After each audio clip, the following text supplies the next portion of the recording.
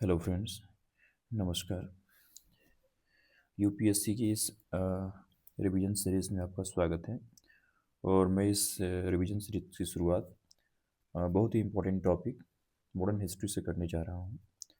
तो इसमें हम फर्स्ट ऑफ ऑल ये देखेंगे कि पूरे मॉडर्न हिस्ट्री की जो क्रोनोलॉजी है वो कैसे आगे बढ़ती है। और इसके बाद हम नेक्स्ट जो वीडियोस आएगा उसमें हम इन डेप्थ में जाएंगे।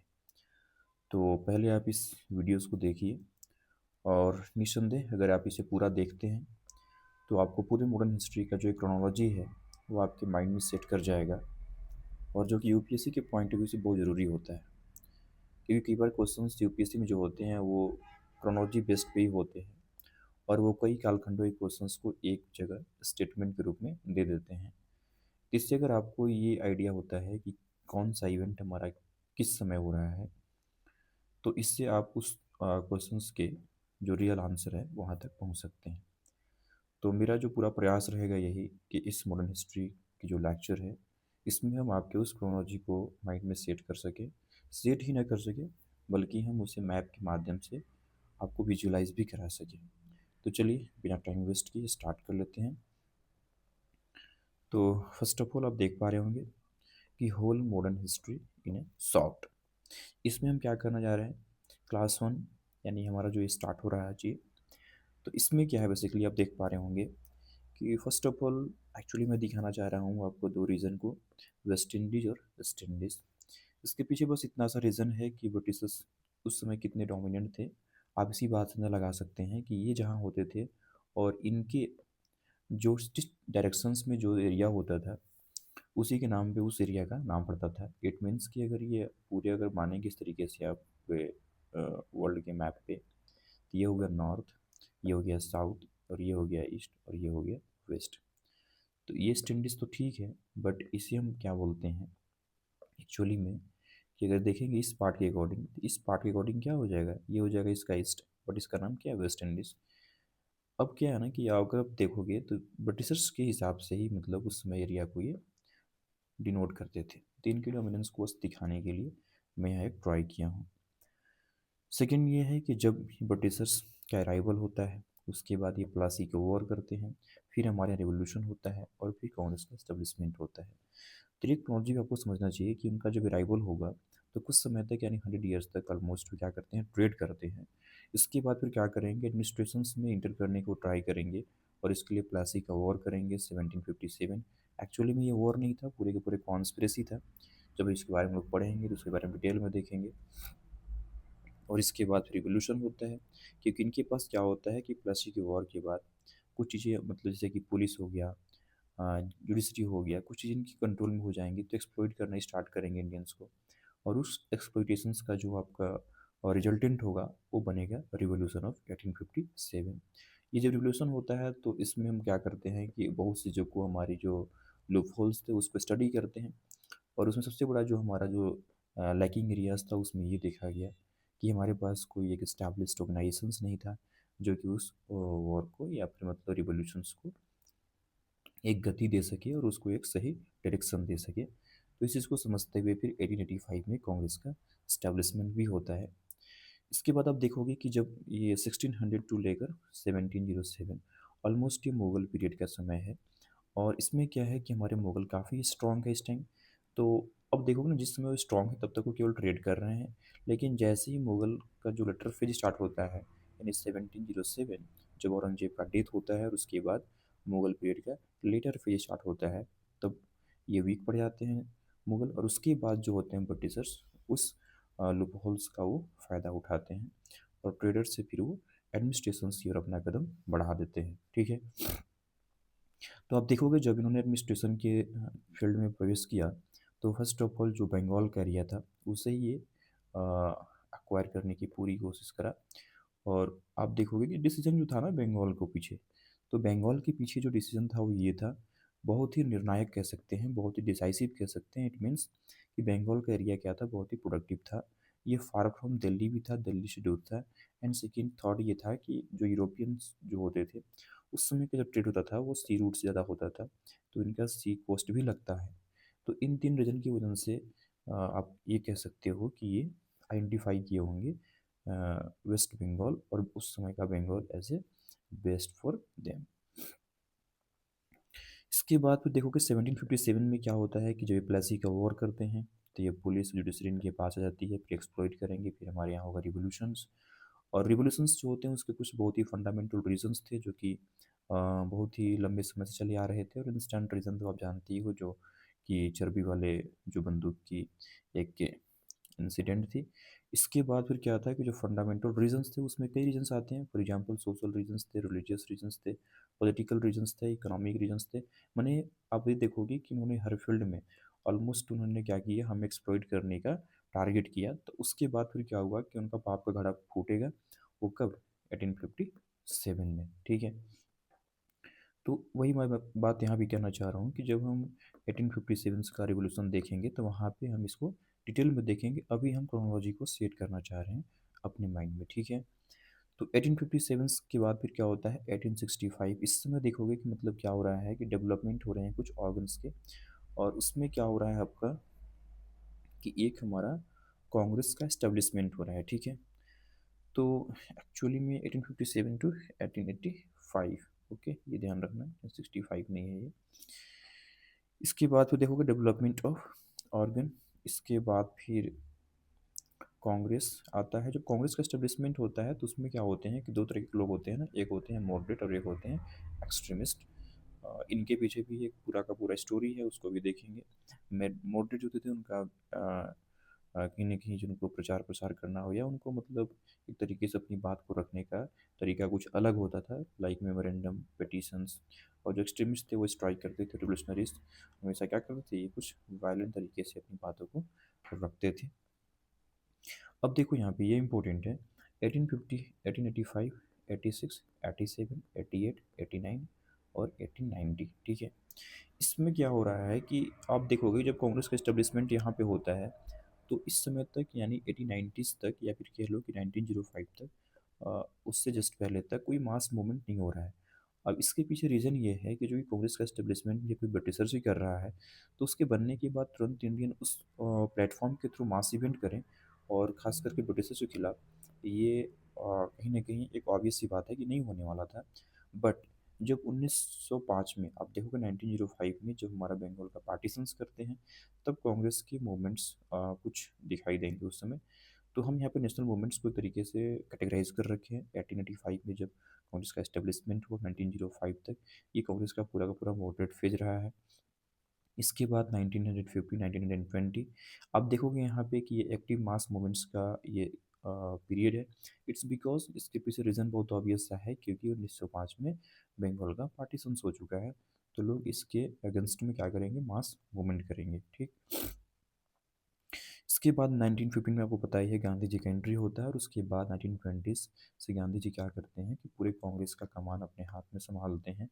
और आप देखोगे कि 1920 से लेकर 1947 तक का पूरा जो ये पीरियड है उसे बोलते हैं गांधीयन एरा, ठीक है। इसके बाद देखोगे रीजन बिहाइंड पार्टीशन। तो पार्टीशंस के जो रीजन थे जो ब्रिटिशर्स बताते हैं वो ये था कि यहाँ पे साइज इसका काफ़ी बड़ा हो गया है तो एडमिनिस्ट्रेशन करने में मुझे प्रॉब्लम हो रहा है।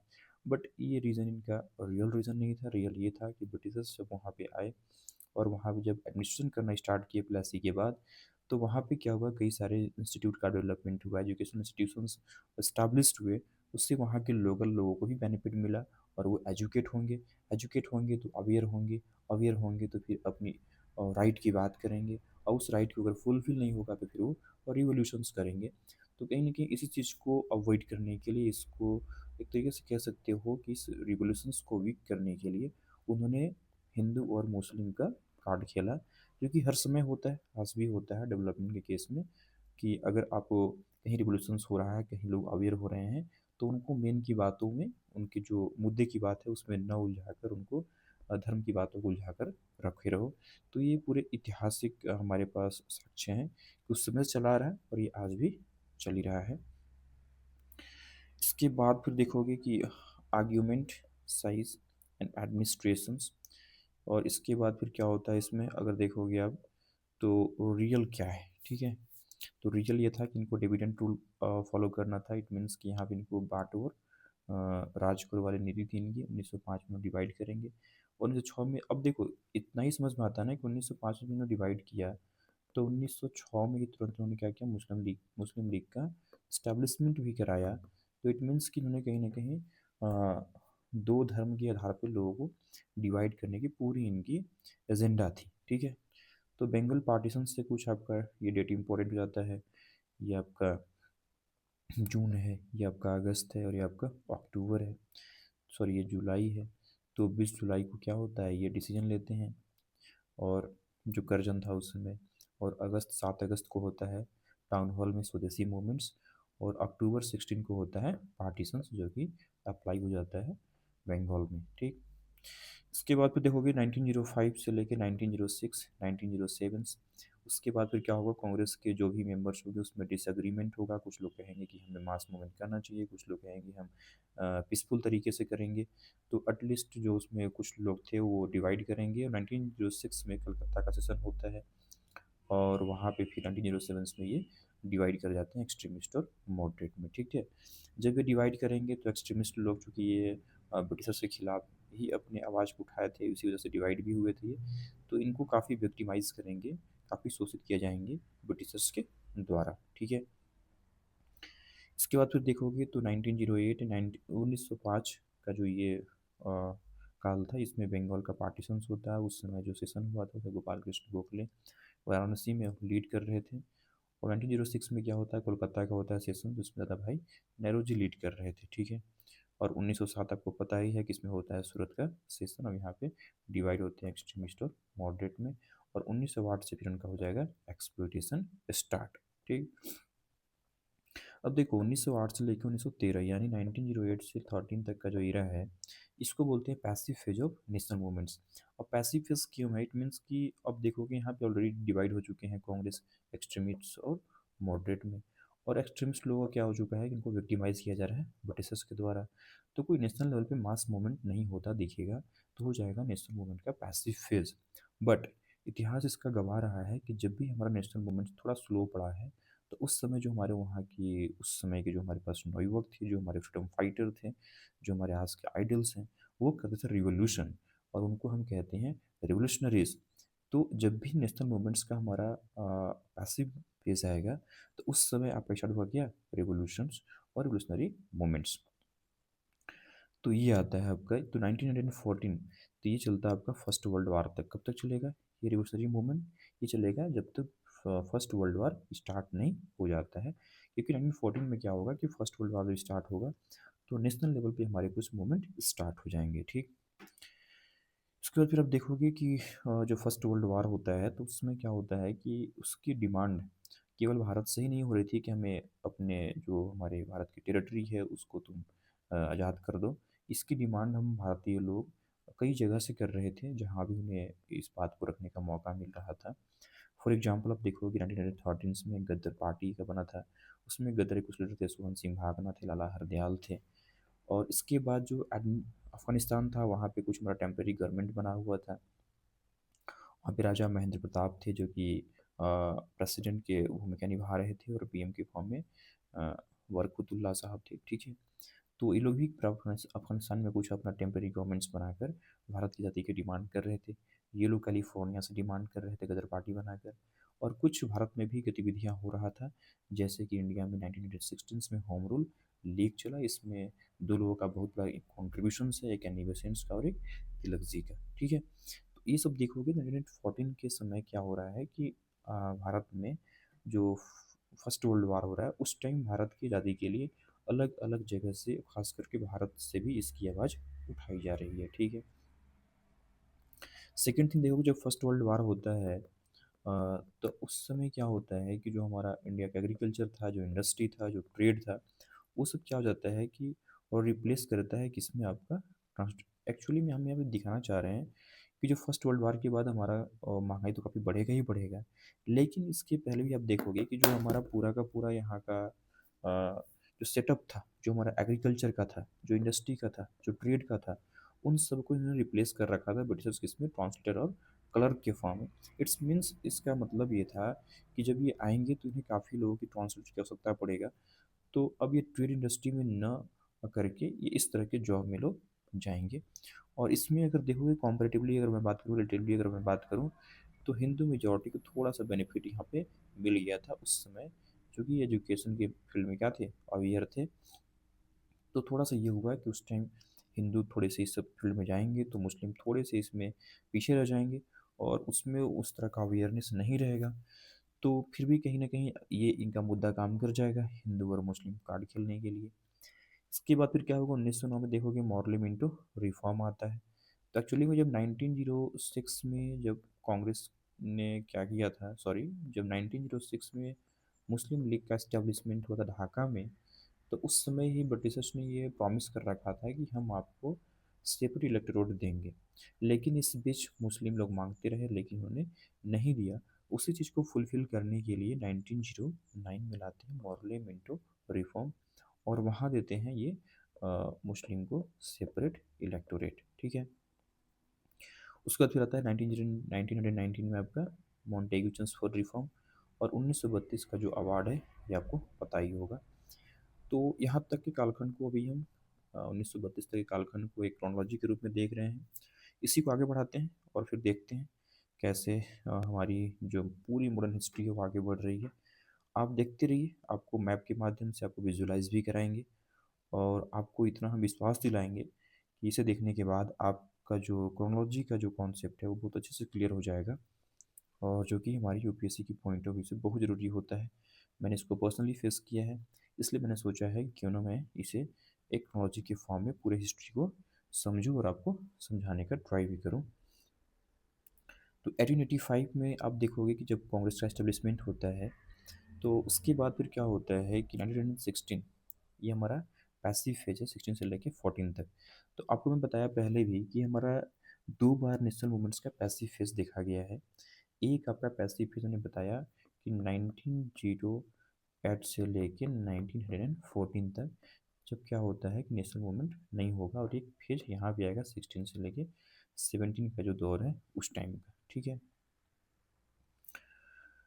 अब देखो यहाँ पे 1885 में क्या होता है, जब कांग्रेस का एस्टेब्लिशमेंट होता है तो उसके जस्ट बाद 1893 में दो लोग बाहर जा रहे हैं इंडिया से, विवेकानंद जा रहे हैं और एक गांधी जी बाहर जाएंगे, और एक लोग भारत में एंट्री करती है, एनी बेसेंट। ठीक।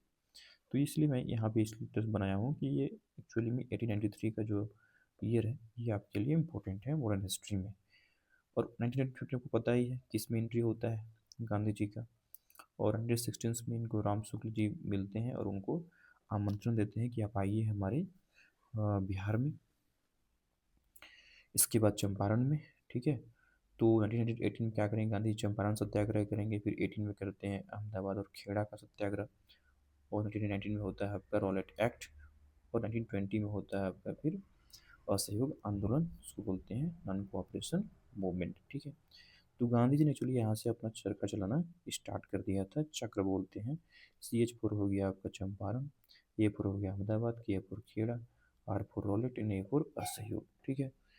तो ये यहाँ से आप टेक्नोलॉजी आप फिट कर सकते हो अपने माइंड में कुछ ट्रिक के हिसाब से भी। अब देखो यहाँ पे 1885 में क्या हुआ, कांग्रेस का स्टैब्लिशमेंट हुआ। उसके बाद फिर क्या हुआ, गांधी जी 1915 में एंट्री करते हैं, और 20 से पूरे क्या करते हैं कि इस पूरे कांग्रेस का जो कमान है अपने हाथों में ले लेते हैं, और उसके बाद फिर फ्रीडम मूवमेंट को ये आगे बढ़ाएंगे ऐसे। ठीक है। तो बैकग्राउंड क्या था, बैकग्राउंड ये है कि 1919 में गांधी जी एक्चुअली में यहाँ पे अभी तक जो कर रहे हैं लोकलाइज्ड मूवमेंट कर रहे हैं, मतलब ये किसी लोकल एरियाज में कर रहे हैं, ये ऑल इंडिया लेवल पे नहीं कर रहे हैं। तो जब ऑल इंडिया लेवल पे नहीं कर रहे हैं तो इसका रीज़न क्या था।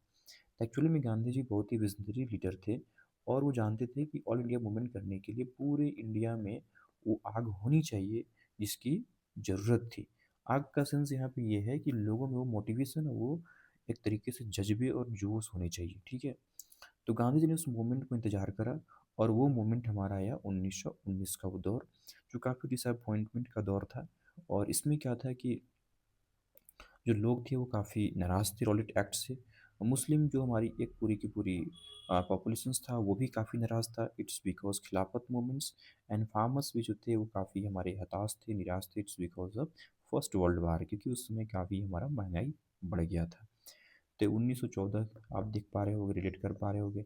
खिलाफत मूवमेंट का बैकग्राउंड ये है कि जब फर्स्ट वर्ल्ड वार हो रहा था तो टर्की में जो आपका खलीफा का पोस्ट था उसको ब्रिटिशर्स ने ये कहा था कि हम उसको डिस्ट्रॉय नहीं करेंगे, हम उसको रीइंस्टेट करेंगे, फिर से बहाल करेंगे। और ऐसा प्रॉमिस उन्होंने मुस्लिम कम्युनिटी से कर रखा था।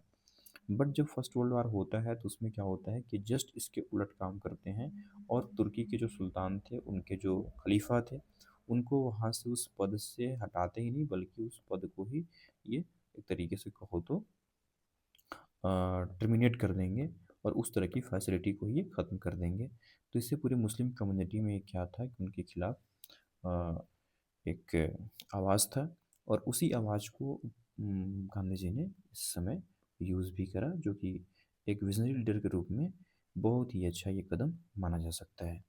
तो आप देख पा रहे हो कि रॉलेट एक्ट की वजह से पूरे ऑल इंडिया लेवल पे लोग गुस्से में हैं, खिलाफत से मुस्लिम समुदाय में गुस्सा है और इन्फ्लेशन से फार्मर जो हमारे कृषक समुदाय हैं उनमें भी काफ़ी निराशा है।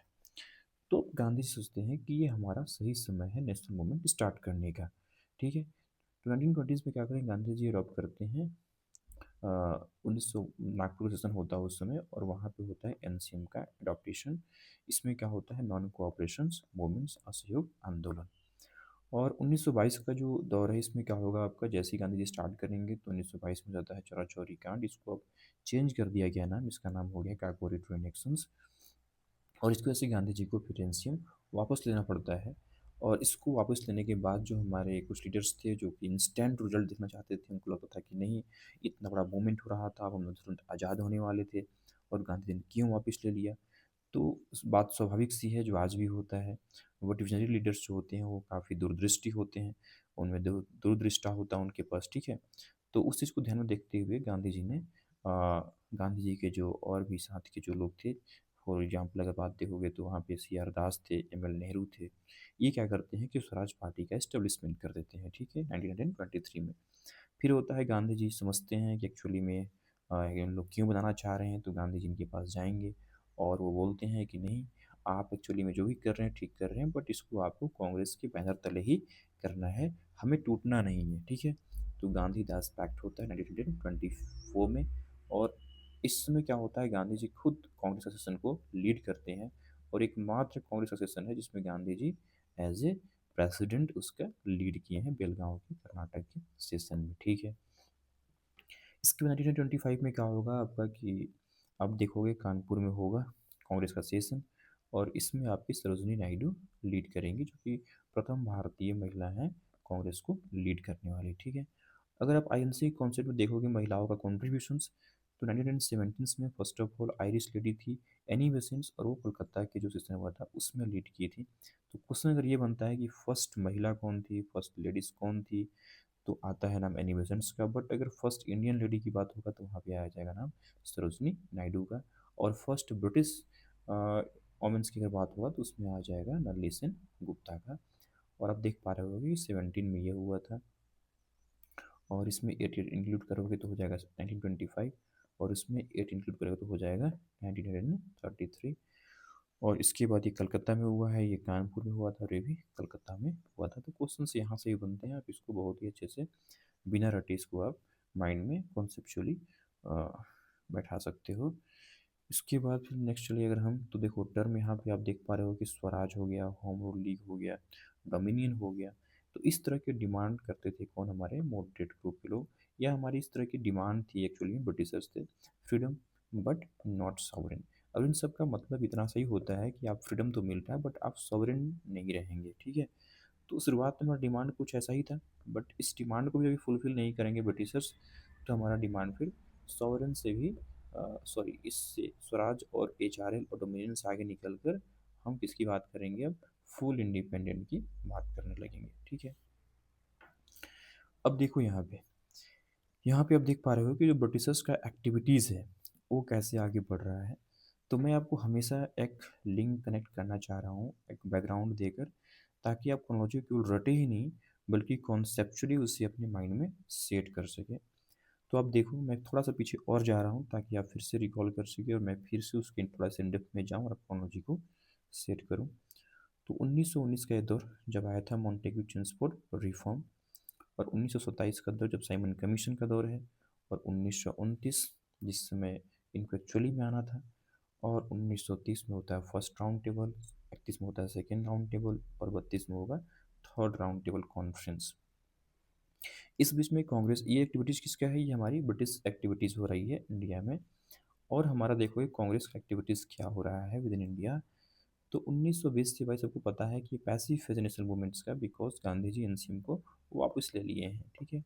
और 1927 में क्या होता है कि थोड़ा सा एक ये कह सकते हैं कि पैसिव से एक्टिव की ओर बढ़ते हैं, क्योंकि साइमन कमीशन आता है तो हम उसको प्रोटेस्ट में लग जाते हैं। और 1928 में फिर आता है हमारा नेहरू रिपोर्ट। और 1929 में होगा आईएनसी का लाहौर सेशन, इसमें जेएल नेहरू लीड करेंगे और यहीं पे होता है फुल इंडिपेंडेंस की डिमांड। जो अब तक हम ये मांग करते आ रहे थे, अभी इसकी मांग नहीं करके अब हम मांग करेंगे किसकी, फुल इंडिपेंडेंस की, ठीक है। इसके बाद 1930 में देखोगे तो यहाँ पे क्या होता है, first stage of CDM Gandhi ji launch करते हैं, सिविल डिसोबीडियंस मूवमेंट, सविनय अवज्ञा आंदोलन। और इसके बाद फिर 1931 का जो दौर है, इसमें क्या होगा कि इसमें डेट इंपॉर्टेंट हो जाते हैं, क्योंकि 5 मार्च, 23 मार्च और 29 मार्च, मार्च का इनका महीना बहुत इंपॉर्टेंट है और हमारे लिए तो काफ़ी गौरवान्वित करने वाला पल होता है। और जिसे हम आज भी याद करके अपने जो हमारे फ्रीडम फाइटर है उसमें हम गर्व करते हैं। और इसमें क्या हुआ था कि 23 मार्च का वो दिन था जिसमें भगत सिंह की फांसी हुई थी। और इसके बाद 29 मार्च को हमारा क्या हुआ था कि आईएनसी का कराची का सेशन हुआ था, ठीक है। इसमें गांधी जी को ब्लैक फ्लैग भी दिखाया जाएगा, इसलिए क्योंकि भगत सिंह की फांसी को वो अ, अपने पूरे प्रयास के बावजूद भी नहीं रुकवा पाए थे। इसके बाद 5 मार्च को गांधी, उससे पहले ही गांधी इरविन पैक्ट होता है, ठीक है। और 1932 में सेकेंड स्टेज जो होगा सीडीएम का, वो फिर से गांधी जी स्टार्ट करेंगे। थोड़ा सा इसको लिंक करो आप दोनों एक्टिविटीज़ को, तो आप देखोगे कि 1919 में जब मॉन्टेग्यू जो स्वर्ड रिफॉर्म आया था, तो एक्चुअली में इसमें ये कहा गया था कि हम भारत को कुछ राइट दे रहे हैं भारतीय लोगों को, कि वो एक समय के बाद क्या करेंगे कि उसको रिव्यू करने आएंगे, ठीक है। एक्चुअली हुआ क्या था कि 1919 से इन्होंने, जब मैं आगे बताऊंगा भी आपको, कि इन्होंने डायरची लगा दिया था कहाँ पे, प्रोविंस पे, ठीक है। तो डायरेक्टली जब प्रोविंस पे लगाएंगे तो कुछ सब्जेक्ट को इंडियंस को और कुछ को ये अपने पास रखेंगे। और जो सब्जेक्ट इंडियन को ट्रांसफ़र किए थे, उस सब्जेक्ट को इवेलुएट करने के लिए फिर से आते 10 साल के बाद 1929 में। बट ये 1927 में ही आ जाते हैं because of election in the Britain. इसके बाद फिर देखोगे जब ये आएंगे 1927 के आसपास, तो उसी समय क्या होता है कि हमारा इंडिया में एक बेनिफिट ये मिलता है कि जो नेशनल मूवमेंट हमारा पैसिव पड़ा हुआ था 1920-22 से, वो थोड़ा एक्टिव हो जाएगा और नेशनल लेवल पे हम मूवमेंट करना स्टार्ट कर देंगे, थोड़ा प्रोटेस्ट करना स्टार्ट कर देंगे। तो हमें जगाने का भी काम किया कौन, साइमन कमीशन। और इसके बाद फिर 1929 का जो दौर था जिसमें इनको आना था। और उसके बाद देखोगे जब ये साइमन कमीशन आता है तो फिर हमें ये चैलेंज करते हैं नेहरू रिपोर्ट, उसके लिए नेहरू जी रिपोर्ट तैयार करते हैं। और उसमें फिर क्या होगा कि लाहौर का सेशन होगा और फिर फुल इंडिपेंडेंस की डिमांड होगी।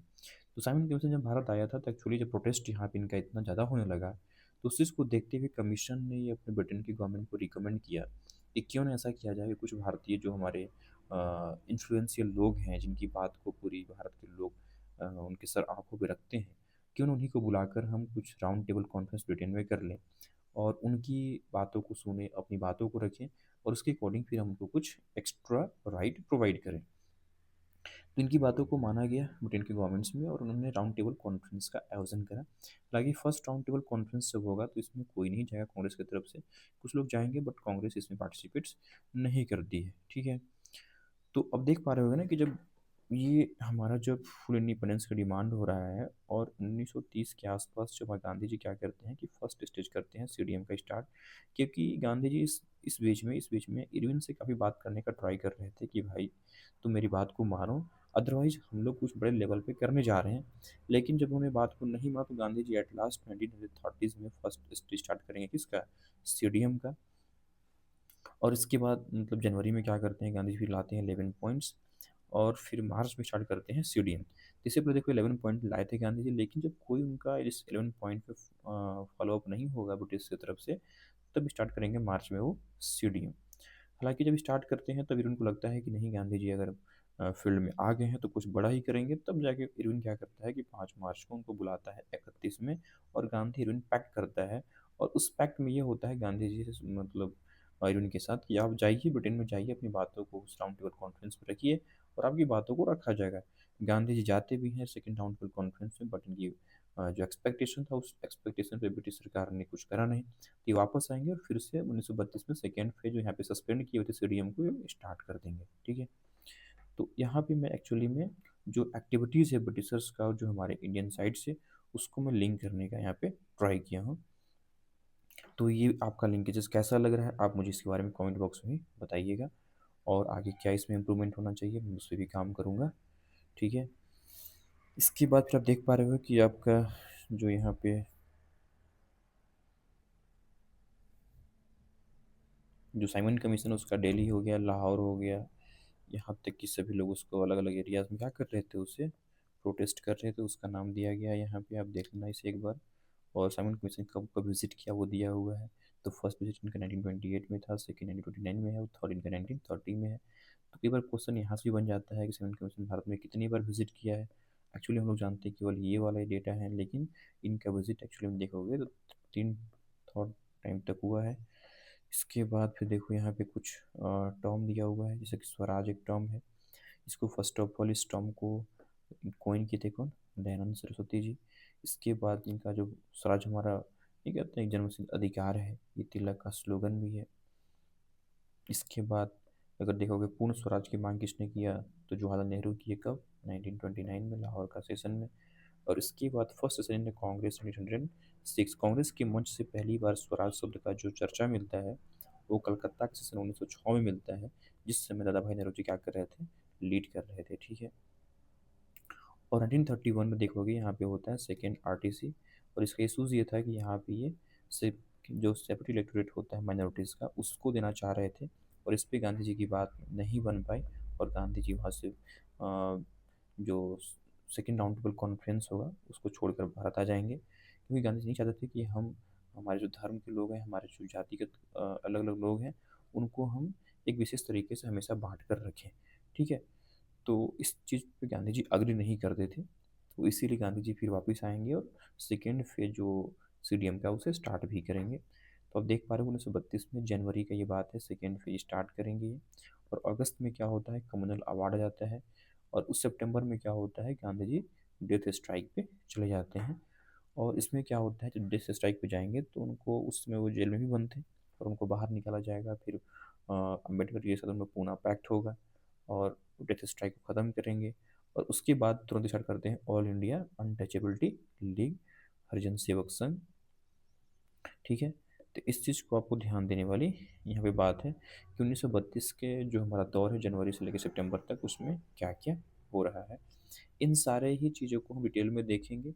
बस यहाँ पे हम क्रोनोलॉजी सेट कर रहे हैं, इसलिए केवल हम उनके जो मेन हेड्स हैं उस पर चर्चा कर रहे हैं, उनसे रिलेटेड जो बहुत इंपॉर्टेंट फैक्ट है उससे हम यहाँ पे डील कर रहे हैं। ठीक है, 1933 की अगर बात करोगे तो इसमें देखो गांधी जी न्यूज़पेपर भी निकालते हैं हरिजन। अब बहुत ऑब्वियस सी बात है, रटना यहाँ भी नहीं है, क्योंकि गांधी जी अगर मान लो कि 1932 में अगर ये सेकेंड फेज स्टार्ट कर रहे हैं, उसके बाद ये स्ट्राइक पे जा रहे हैं और ये पूना पैक्ट कर रहे हैं, और पूना पैक्ट में ये कह रहे हैं कि नहीं, हम दलितों को सेपरेट इलेक्टोरेट देने के पक्ष में नहीं हैं, तो हो सकता है कि जो दलित समुदाय था उनके सामने एक ऐसा इन्फॉर्मेशन जाए कि गांधी जी उनके हितैषी नहीं है। तो इसके लिए गांधी जी बजाते पूरे न्यूज़पेपर हरिजन निकालते हैं और उसमें अपनी बातों को रखते हैं, बताते हैं कि वो हमारे लिए क्यों ज़रूरी नहीं है, उसका जो दूरगामी परिणाम है वो क्या हो सकता है, और आपके जो समाज की एक मुख्य धारा में लाने की बात है, और वो किस मेथड से सक्सेस हो सकता है। तो इस चीज़ों को ध्यान में रखते हुए गांधी जी हरिजन पत्रिका में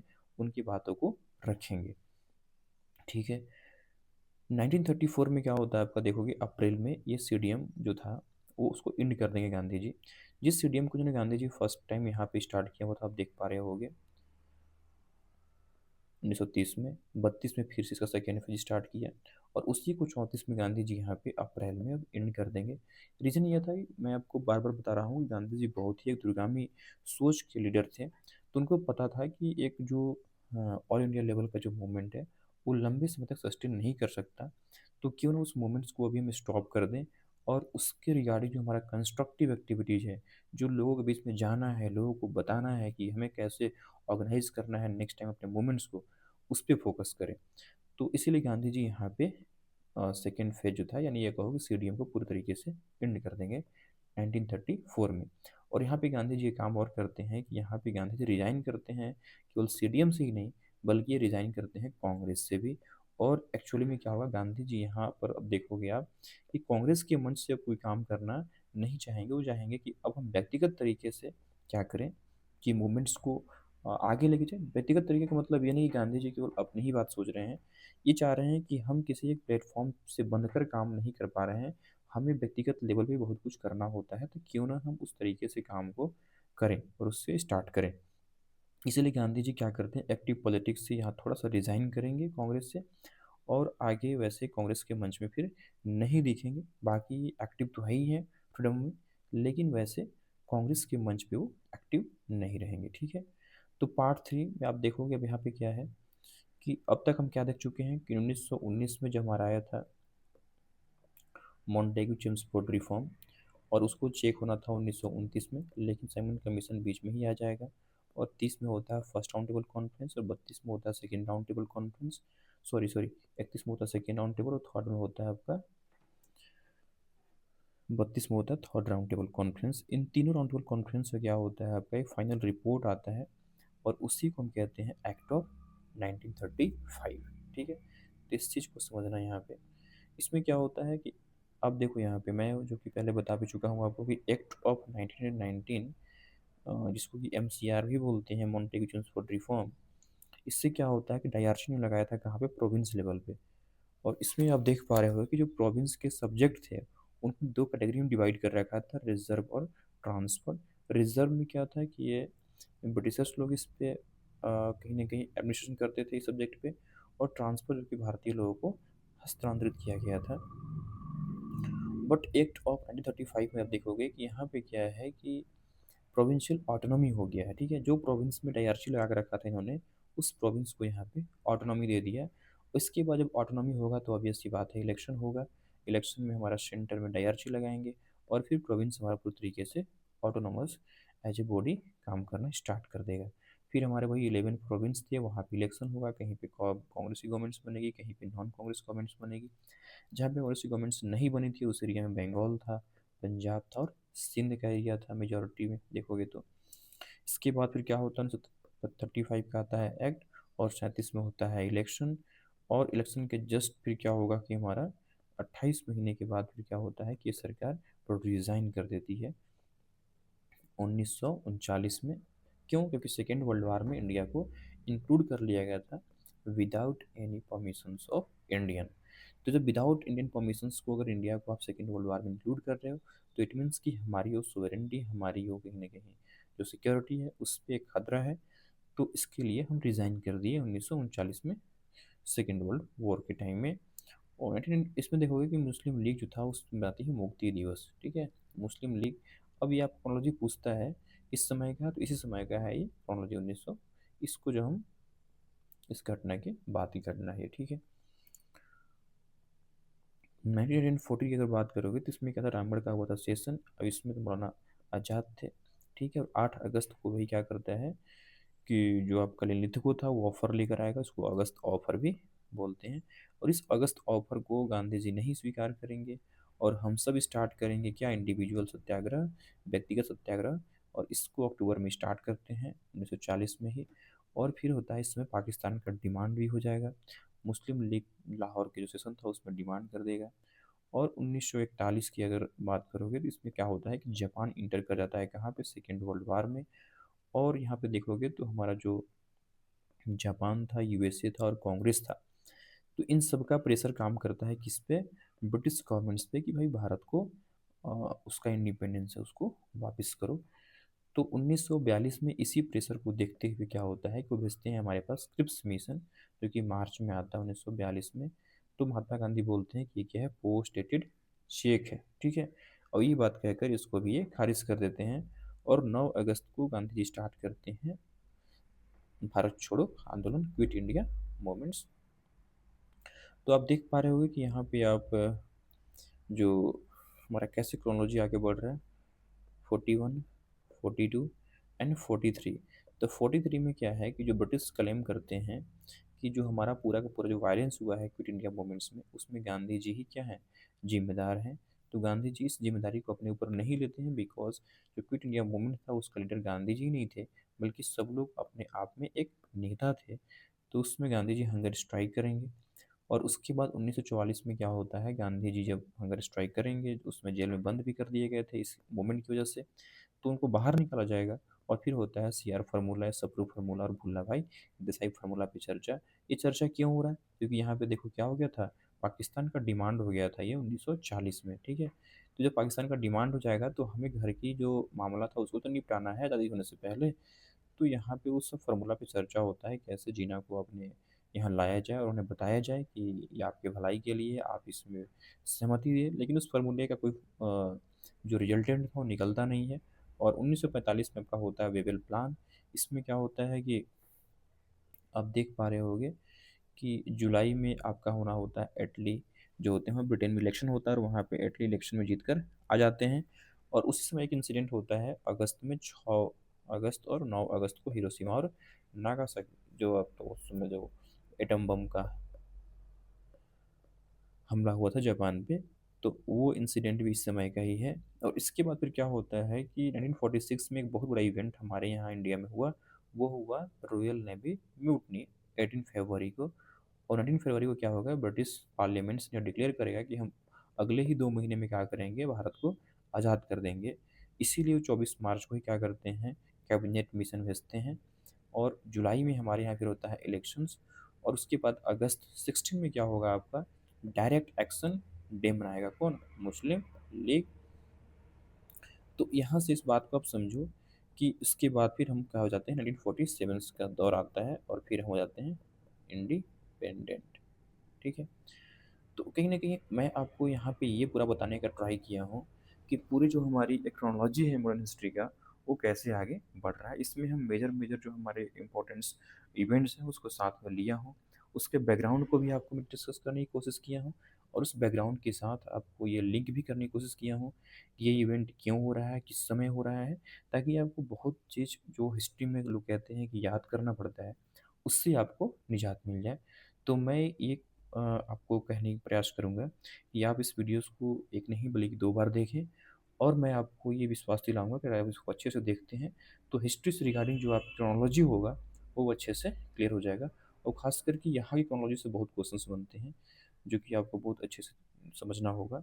1935 से लेके आपका 47 तक का इवेंट्स। देखो, जो पाकिस्तान का डिमांड हो रहा है ना, पाकिस्तान का डिमांड भी क्या था कि ऐसा नहीं था कि बहुत इंसिडेंट डिमांड था।